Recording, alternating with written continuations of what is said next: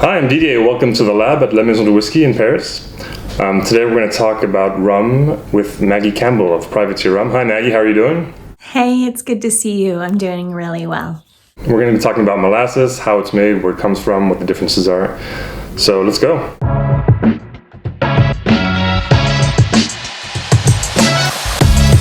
All right, so molasses. Molasses is what I have here in my hand. Kind of a thick, very syrupy liquid, which is made from sugar cane. So all rum is made from sugar cane, but that sugar cane can come in different forms. It can be either just fresh sugar cane juice, it could be sugar cane syrup or honey, they call it. But most of the time, it's usually going to be molasses. This is the very large majority of rum. So Maggie, could you tell us, what is molasses, how's it made, and why is it so prominent in the rum production? So molasses is made from sugar cane. It is sugar cane. If you were to take sugar cane and press out the juice and you were to separate crystallized sugar from this fresh pressed juice, what you would leave behind would be the molasses. And this is traditionally done by taking the fresh pressed sugar cane and simmering it, and as water evaporated, sugar crystals would be created. They would be scraped out, and what would be left over in the pot would be molasses. Today, of course, there's all sorts of centrifuges and sugar seeds and very modern sugar making, but that's essentially how molasses was made. And a lot of rum is made from molasses because it's really stable. We can put it into a tank, we can hold it, and then when we're ready to ferment it, we can take it back out, mix it with water, and begin the rum making process. Whereas if we only wanted to use fresh pressed sugar cane, we would have a very perishable ingredient that would only be available a few weeks or maybe months, a year. And because molasses is a byproduct of the sugar making process, and we love our sugar and our pastries, there's a lot of molasses available at a pretty available price. So that makes it a really great food stock for making rum out of. And now, as far as molasses goes, there are different grades. I've heard of blackstrap molasses, different quality grades as well. Can you tell us a little about that and what's the difference, and how does that difference also reflect in the taste of the rum? Yeah, we at Privateer, we use all grade A molasses, but you might have heard of grade B molasses and then of course blackstrap molasses. And the idea here is, if you imagine that fresh pressed sugar cane we were talking about, and if it went into a pot and you began to boil it and the very first crystals formed, those crystals would be that real boiled brown sugar, which is very different than a lot of the brown sugar we see available today, which is white sugar, it's dyed brown. But that real boiled brown sugar would be pulled out, and what would be left just after that first little simmering would be grade A molasses.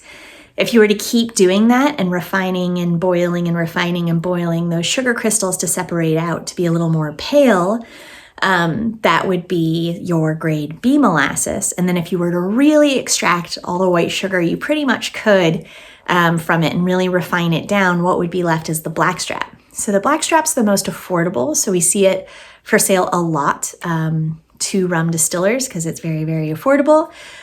We use the grade A because with a lot of the advancements in sugar making, we find that we really like the flavor and the content of our grade A molasses. But grade A molasses have a lot of like fruitiness to them, some good nuttiness, some like more macadamia flavors, whereas a lot of the blackstrap will have just a different flavor. It'll be a little bit earthier. You'll have more of like a walnut rather than a macadamia flavor, and a little bit darker fruit tone, more fig, like dried green fig tones, just a different character there. And so for Privateer rum specifically, where do you source your molasses? I think you've got a good story behind that.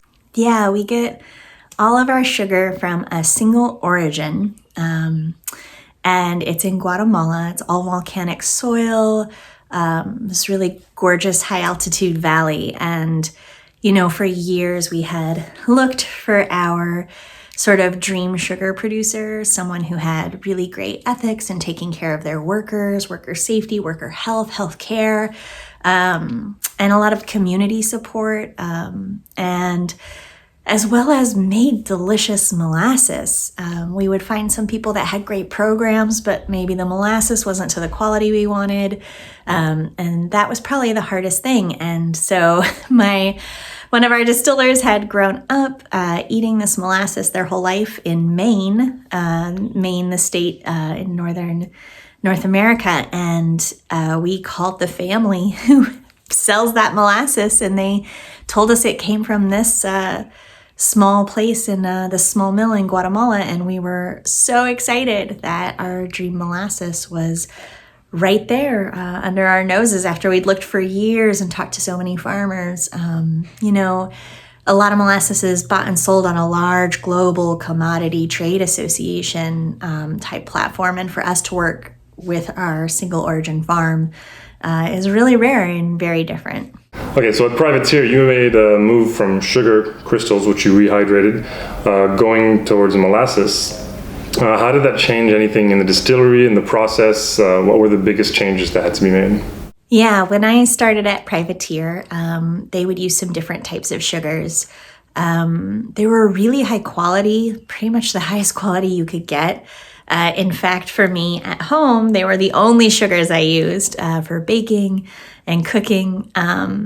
But we really wanted to move to 100% molasses. We really wanted that to become the backbone of the character and the nature of our spirit. And it felt like when you smelled it, it just had that deeper richness, that rumminess that we really, really wanted. And of course, we just found our dream sugar producer.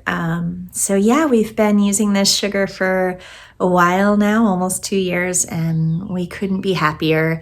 At the distillery, it's been really nice not to have to lift these bags of these real boiled brown sugars and all these different things and dump them into the wash kettle. Everything is pumped with molasses now.